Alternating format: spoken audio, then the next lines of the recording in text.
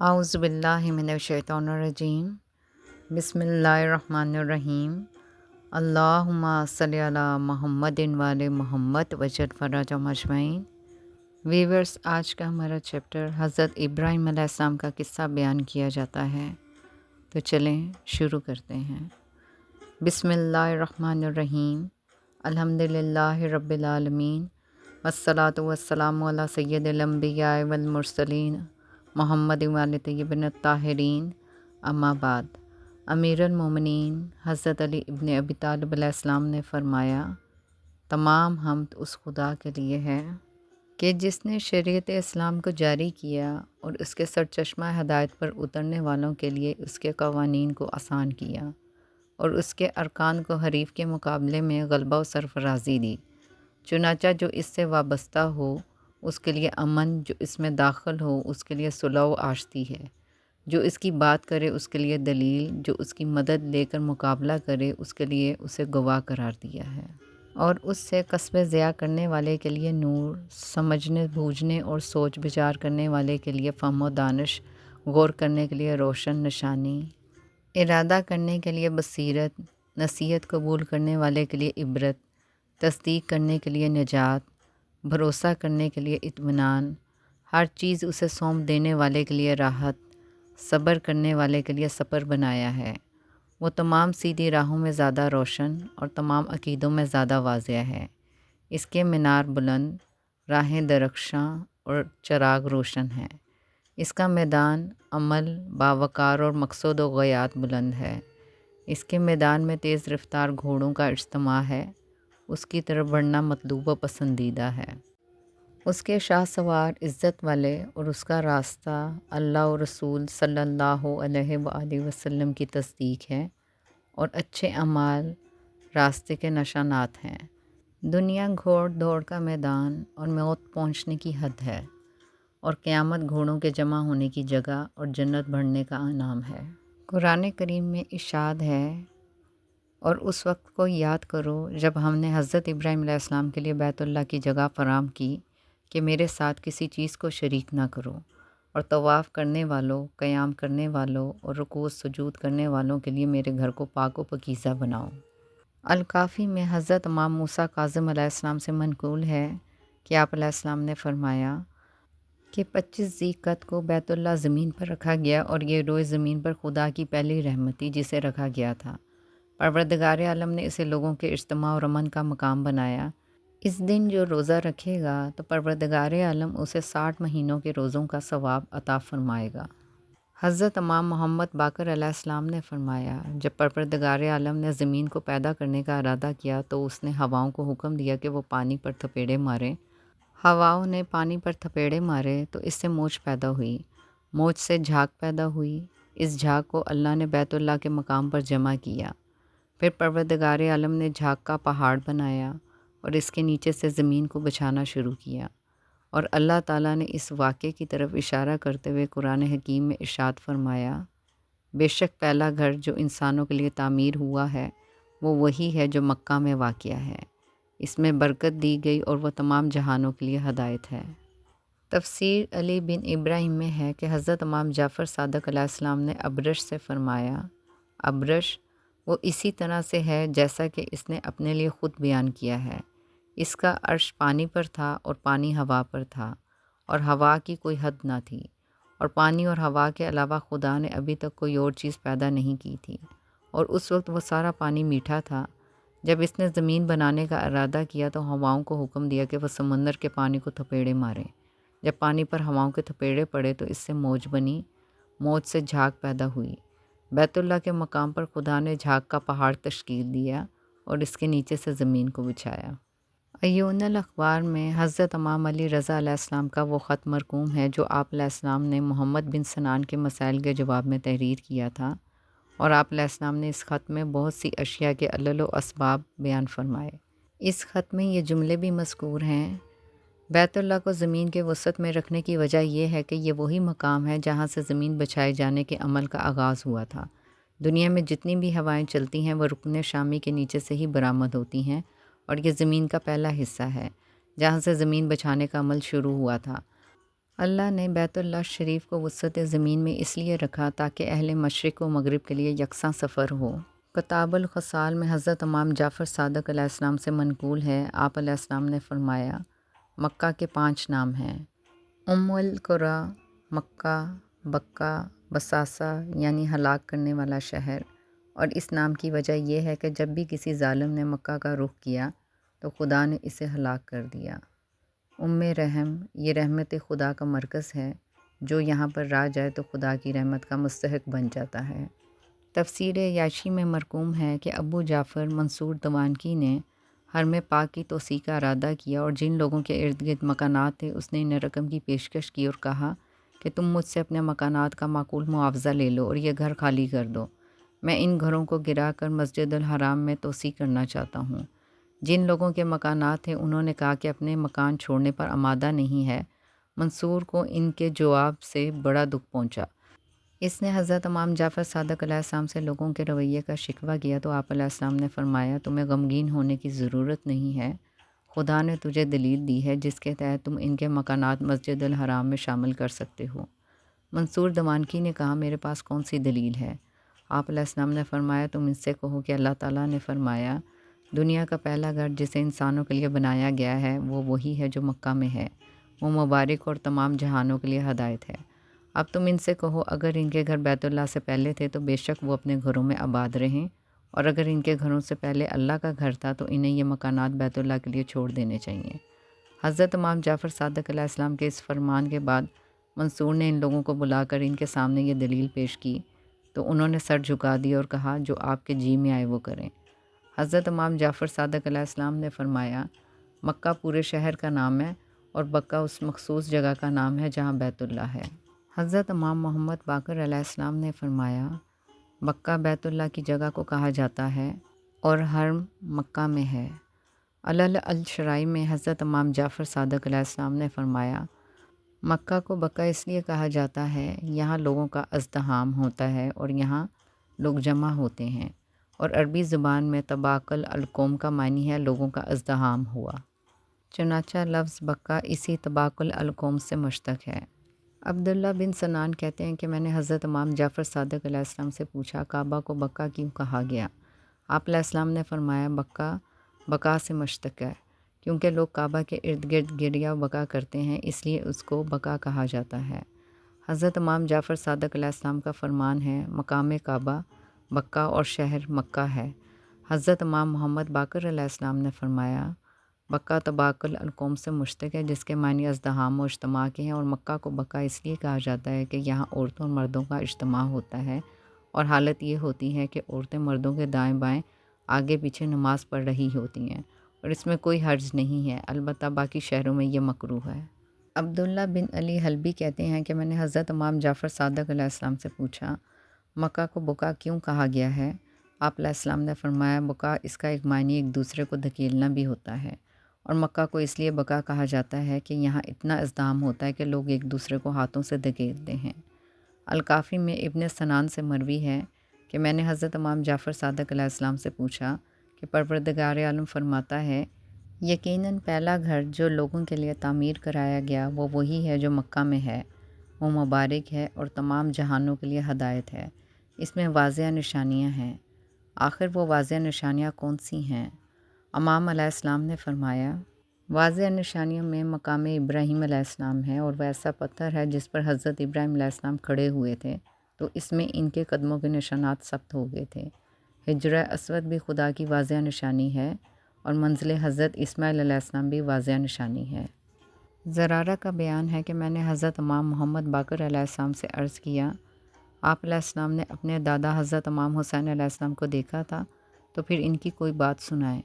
آپ علیہ السلام نے فرمایا، مجھے وہ موقع آج بھی یاد ہے کہ میں مسجد الحرام میں دادا کے ساتھ موجود تھا، اس وقت سیلاب آیا ہوا تھا اور کچھ لوگ کہہ رہے تھے کہ مقام ابراہیم علیہ السلام کو سیلاب بہا لے گیا، جبکہ کچھ کہہ رہے تھے کہ وہ اپنے مقام پر باقی ہے۔ میرے دادا جان نے مجھ سے فرمایا تھا کہ یہ لوگ کیا کہہ رہے ہیں؟ میں نے عرض کیا کہ وہ یہ کہہ رہے ہیں کہ ہمیں مقام ابراہیم علیہ السلام کے سیلاب میں بہہ جانے کا خوف ہے۔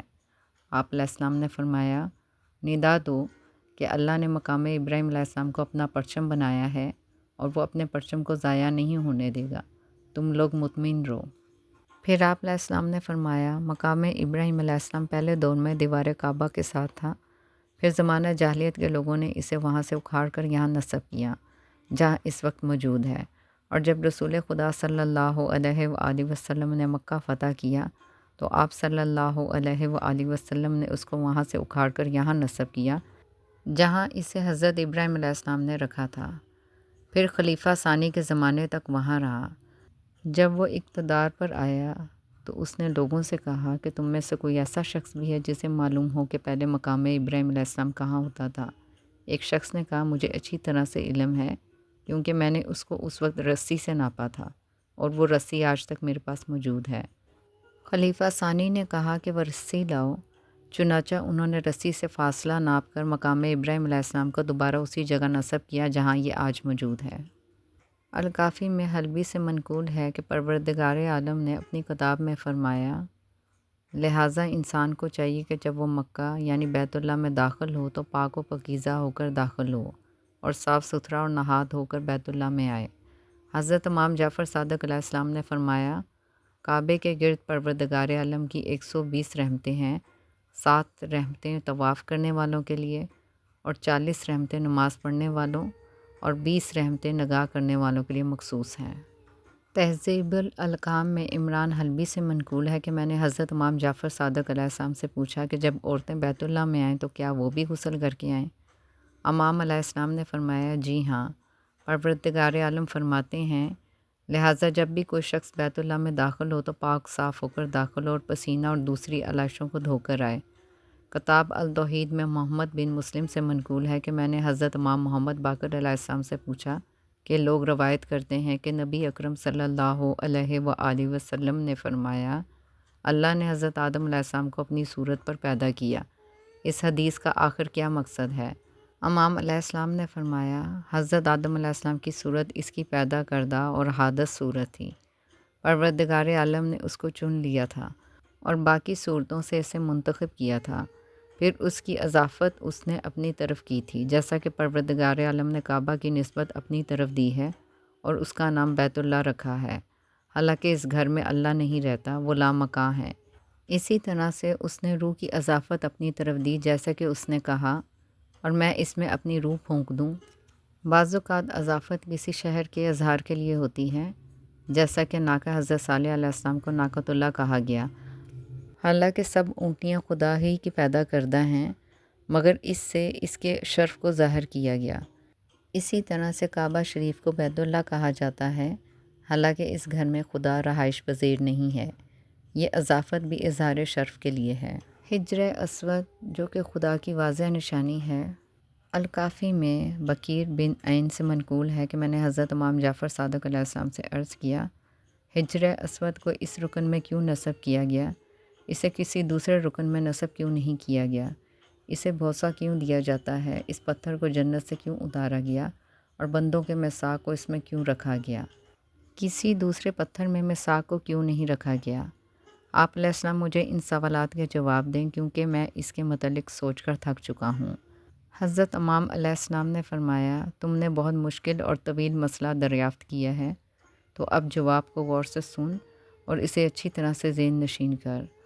بات یہ ہے کہ حجر اسود کو چمکدار جوہر کی صورت میں جنت سے حضرت آدم علیہ السلام کے پاس زمین پر بھیجا گیا تھا اور سبب مساق کی وجہ سے اسے اس رکن میں نصب کیا گیا ہے، کیونکہ اللہ تعالیٰ نے بنی آدم سے اسی رکن کے پاس اپنی ربوبیت کا مساق لیا تھا، اور اسی مقام پر قائم آل محمد علیہ السلام پر ایک پرندہ نازل ہوگا، اور وہ پرندہ سب سے پہلے آپ علیہ السلام کی بیعت کرے گا، اور وہ پرندہ حضرت جبرائیل علیہ السلام ہوگا۔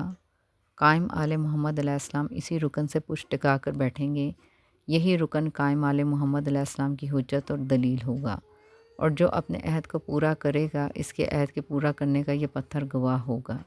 اور جہاں تک اس پتھر کو بوسہ دینے کا تعلق ہے تو یہ تجدید عہد کے لیے ہے، اور اسی عہد کو یاد کرنے کے لیے بیت اللہ کا حج فرض کیا گیا ہے، تاکہ لوگ ہر سال آئیں اور اپنے عہد و میثاق کو یاد کریں اور اپنی امانت ادا کریں۔ یہی وجہ کہ حجر اسود کے سامنے یہ دعائیہ الفاظ کہے جاتے ہیں کہ میں نے اپنی امانت کو ادا کیا اور میں نے جو اقرار کیا تھا اسے میں نے پورا کیا ہے، اور تم میری اس وعدہ وفائی کی گواہی دینا۔ خدا کی قسم، ہمارے چاہنے والے کے علاوہ اس عہد کو کسی نے پورا نہیں کیا، اور یہ عہد و میثاق ہمارے چاہنے والوں کے علاوہ کسی کو یاد نہیں ہے۔ جب ہمارے چاہنے والے حجر اسود کے پاس جاتے ہیں تو وہ انہیں پہچان لیتا ہے، اور دوسرے وہاں جاتے ہیں تو وہ انہیں نہیں پہچانتا۔ اس کی وجہ یہ ہے کہ خدائی میثاق کو تمہارے علاوہ کسی نے یاد نہیں رکھا، لہٰذا حجر اسود صرف تمہارے حق میں گواہی دے گا اور دوسروں کے خلاف گواہی دے گا، اور کہے گا کہ غیروں نے میثاق کو بھلا دیا ہے اور اس میثاق کی تکذیب کی ہے۔ یہ پتھر قیامت کے دن خدا کی طرف سے بہت بڑا گواہ بن کر پیش ہوگا، اور جب یہ پتھر عرصہ محشر میں پیش ہوگا تو اس کے پاس بولنے والی زبان ہوگی اور اس کی 2 آنکھیں ہوں گی، اور وہ اس وقت اپنی اصلی صورت میں ہوگا۔ جس نے وعدہ وفائی کی ہوگی وہ اس کے حق میں گواہی دے گا، اور جس نے میثاق فراموش کیا ہوگا وہ اس کے خلاف گواہی دے گا۔ پھر آپ علیہ السلام نے فرمایا، کیا تم جانتے ہو کہ اس پتھر کو جنت سے زمین پر کیوں اتارا گیا؟ میں نے عرض کیا، نہیں۔ پھر آپ علیہ السلام نے فرمایا، یہ دراصل خدا کا عظیم فرشتہ تھا۔ جب پروردگار عالم نے ملائکہ سے میثاق لیا تو اس نے تمام فرشتوں سے پہلے اقرار کیا تھا، پھر اللہ تعالیٰ نے اسے تمام مخلوق پر آمین بنایا اور اس میں میثاق کو رکھ دیا، اور مخلوق کو حکم دیا کہ وہ ہر سال اس کے پاس جا کر اپنے میثاق کا اقرار کریں۔ اللہ تعالیٰ نے جنت میں اسے حضرت آدم علیہ السلام کا رفیق بنایا، اور وہ حضرت آدم علیہ السلام کو میثاق کی یاد دہانی کراتا تھا۔ پھر جب حضرت آدم علیہ السلام سے خطا سرزد ہوئی اور انہیں جنت سے نکالا گیا تو انہیں وہ میثاق فراموش ہو گیا جو ان سے حضرت محمد مصطفیٰ صلی اللہ علیہ وآلہ وسلم اور ان کے وصی کے لیے لیا گیا تھا۔ حضرت آدم علیہ السلام حیران اور سرگشتہ ہو کر زمین پر پھرتے رہے۔ پھر جب پروردگار عالم نے حضرت آدم علیہ السلام کی توبہ قبول کی تو اس فرشتے کو سفید موتی کی شکل میں تبدیل کر دیا گیا، اور اسے جنت سے سرزمین سر اندیب پر حضرت آدم علیہ السلام کے پاس بھیجا گیا۔ جب حضرت آدم علیہ السلام نے خوبصورت پتھر کو دیکھا تو وہ اس سے بڑے مانوس ہوئے۔ انہیں اس کی اصلیت کا کوئی علم نہیں تھا، وہ اسے خوبصورت پتھر سمجھتے تھے۔ اللہ تعالیٰ نے اس پتھر میں بولنے کی قوت عطا فرمائی۔ اس نے حضرت آدم علیہ السلام سے کہا، کیا آپ علیہ السلام مجھے جانتے ہیں؟ حضرت آدم علیہ السلام نے کہا، نہیں۔ پتھر نے کہا، آپ بھلا مجھے کیسے پہچانیں گے، کیونکہ ابلیس نے آپ پر غلبہ پا لیا تھا اور آپ کو رب کا ذکر فراموش کرا دیا تھا۔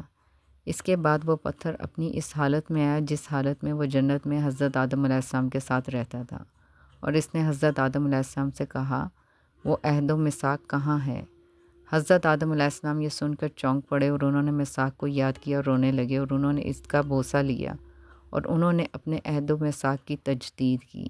اس کے بعد پروردگار عالم نے اس کو دوبارہ سفید اور چمکدار در کی شکل میں تبدیل کر دیا جس کی روشنی دور دور تک جاتی تھی۔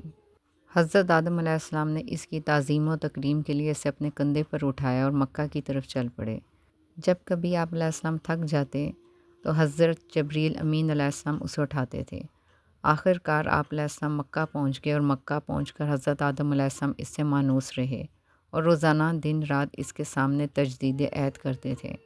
اس کے بعد پروردگار عالم نے ملائکہ کو کعبہ بنانے کا حکم دیا تو حجر اسود کو اسی رکن میں رکھوایا جہاں خدا نے روز الاسد لوگوں سے میثاق لیا تھا، اور اسی جگہ پروردگار عالم نے اس میثاق کو حجر اسود میں رکھا۔ حضرت آدم علیہ السلام بیت اللہ سے صفا پر گئے اور حضرت حوا مروہ پر گئیں۔ حضرت آدم علیہ السلام کی نظر پڑی تو انہیں وہ پتھر رکن میں نصب دکھائی دیا تو انہوں نے تکبیر و تحلیل و تمجید کی۔ اس لیے یہ عمل سنت بن گیا کہ صفا پر کھڑے ہو کر جب حجر اسود کے سامنے آئیں تو اس وقت تکبیر کہنی چاہیے۔ پروردگار عالم نے اس پتھر میں بنی آدم کے علاوہ ملائکہ کے میثاق کو بھی رکھ دیا۔ واضح رہے کہ جب پروردگار عالم نے ملائکہ سے اپنی ربوبیت اور حضرت محمد مصطفیٰ صلی اللہ علیہ وآلہ وسلم کی رسالت اور امیر المومنین حضرت علی ابن ابی طالب علیہ السلام کی وصیت کا اقرار لیا تو ملائکہ کے شانے کانپنے لگ گئے۔ سب سے پہلے اسی فرشتے نے اقرار کیا، اور تمام ملائکہ کی بانسبت اسے محمد و آل محمد صلی اللہ علیہ وآلہ وسلم سے بے تحاشا محبت تھی۔ اس لیے پروردگار عالم نے تمام ملائکہ میں سے اس کا انتخاب کیا اور اسے میثاق کا امین بنایا۔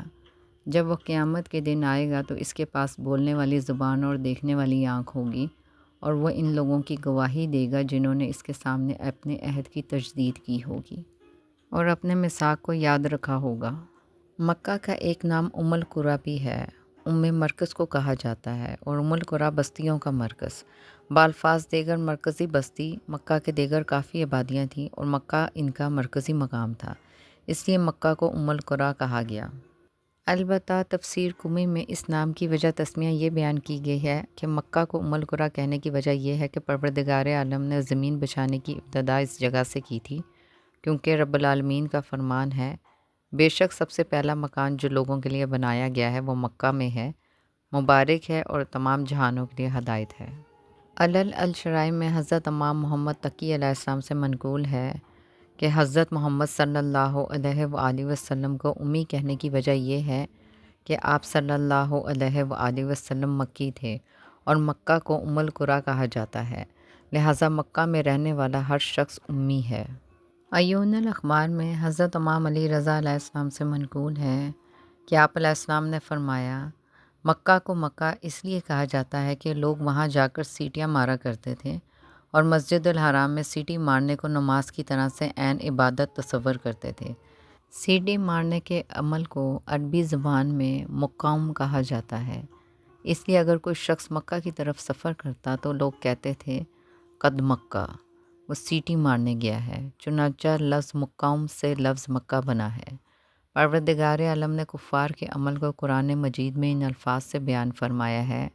ترجمہ: بیت اللہ کے پاس ان کی نماز سیٹیوں اور تالیوں کے علاوہ کچھ بھی نہیں، اب عذاب کا ذائقہ چکھو کیونکہ تم کفر کرتے تھے۔ بس پروردگار عالم نے مقام محترم کعبہ کو لوگوں کے لیے قیام کا ذریعہ بنایا ہے۔ تفسیر عیاشی میں ابان بن تغلب کی زبانی منقول ہے کہ میں نے حضرت امام جعفر صادق علیہ السلام سے اس آیت کا مطلب دریافت کیا تو آپ علیہ السلام نے فرمایا کہ پروردگار عالم نے کعبہ شریف کو لوگوں کے دین اور ان کی معاش کے قائم رہنے کا ذریعہ بنایا ہے۔ مقصد آیت یہ ہے کہ پروردگار عالم نے حج کعبہ یا کعبہ کی تنصیب کو لوگوں کی معاشیت اور کاروبار کے قائم رہنے کا ذریعہ بنایا ہے، کیونکہ کعبہ شریف میں ہر وقت لوگوں کی آمد و رفت کا سلسلہ جاری رہتا ہے، جس کی وجہ سے لوگوں کی معیشت قائم رہتی ہے، کیونکہ لوگوں کی ہر وقت کی آمد و رفت سے تجارت کو فروغ ملتا ہے، جس سے بہت سی برکات حاصل ہوتی ہیں۔ اس لیے مشہور تابعی سعید بن جبیر نے کہا تھا کہ اس گھر کی زیارت کے لیے جو بھی آئے، اگر وہ دنیا کا خواہشمند ہوگا تو اسے دنیا ملے گی، اور اگر وہ آخرت کا خواہشمند ہوگا تو اسے آخرت کی نعمت ملے گی۔ یہی مفہوم حضرت امام جعفر صادق علیہ السلام سے بھی منقول ہے۔ حضرت امام حسن المجتبیٰ علیہ السلام سے منقول ہے کہ یہودیوں کا ایک گروہ رسول اکرم صلی اللہ علیہ وآلہ وسلم کی خدمت میں حاضر ہوا۔ انہوں نے آپ صلی اللہ علیہ وآلہ وسلم سے بہت سے مسائل پوچھے، جن کے آپ صلی اللہ علیہ وآلہ وسلم نے جواب دیے۔ انہوں نے حضور پاک صلی اللہ علیہ وآلہ وسلم سے ایک مسئلہ یہ بھی پوچھا کہ کعبہ کو کعبہ کیوں کہا جاتا ہے؟ نبی اکرم صلی اللہ علیہ وآلہ وسلم نے فرمایا، کیونکہ یہ وسط دنیا میں واقع ہے۔ حضرت امام جعفر صادق علیہ السلام سے پوچھا گیا کہ کعبہ کا نام کعبہ کیوں رکھا گیا ہے؟ آپ علیہ السلام نے فرمایا، کیونکہ وہ مربع شکل کا ہے۔ آپ علیہ السلام سے پوچھا گیا، کعبہ مربع شکل میں کیوں ہے؟ آپ علیہ السلام نے فرمایا، کیونکہ وہ بیت المعمور کی سیدھ میں ہے، اور بیت المعمور بھی مربع شکل کا ہے۔ پھر آپ علیہ السلام سے پوچھا گیا کہ بیت المعمور مربع شکل میں کیوں ہے؟ آپ علیہ السلام نے فرمایا، کیونکہ وہ عرش کی سیدھ میں ہے اور وہ مربع ہے۔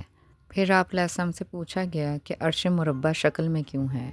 آپ علیہ السلام نے فرمایا، وہ اس لیے مربع شکل میں ہے کہ وہ 4 کلمات پر قائم ہے، اور وہ کلمات یہ ہیں: سبحان اللہ والحمد للہ ولا الہ الا اللہ واللہ اکبر۔